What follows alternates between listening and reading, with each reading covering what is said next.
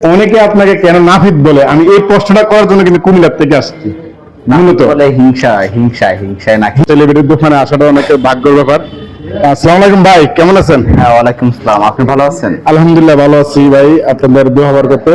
তো কি করতেছেন আপনার? এই তো হিসাব নিকাশ নিচ্ছি। এসব নিকাশ।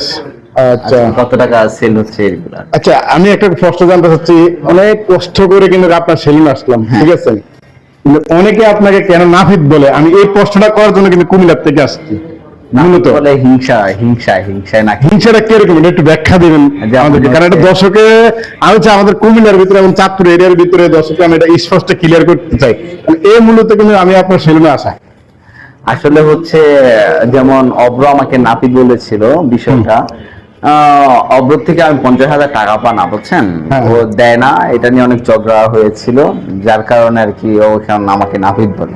উপকার করলো দোষ, না করলো দোষ। ওদিকে না। হ্যাঁ। আচ্ছা, উপকার করার কারণে অপকার বিপরীত আপনার নামে দুর্নাম গাচ্ছে উনি নাকি ভিডিওর মাধ্যমে, তাও সোশ্যাল মিডিয়ার মাধ্যমে।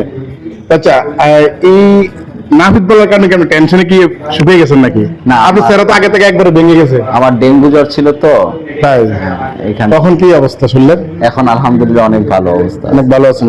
তো প্রিয় দর্শক, আসলে অনেক কথা বললাম। আসলে বিটি ইমাম ভাইকে কে না চেনে, আসলে সারা বাংলাদেশে উনি একজন ভাইরাল পার্সন লোক। তো অবশেষে আসলে ঘুরতে ঘুরতে চলে আসলাম বাইরের সেলুনো না আসলে নাই হয়। তো বাইরের সেলুনে আসলে আসার পথে অনেক ভালো হচ্ছে, ডেকোরেশনটা দেখে আমার কাছে অনেক ভালো লাগছে। যারা আপনারা গ্রাম থেকে বেশিরভাগ আসবেন বিটি ইমাম ভাইয়ের সেলুনো, তাহলে আপনারা ইনশাল্লাহ ভালো সার্ভিস পাইবেন আশা করি। ভিতরে এবং বাইরের ডেকোরেশনটা আমি অনেক অনেক অনেক অনেক আমার কাছে ভালো লাগছে, জানি না কার কাছে কেমন লাগছে।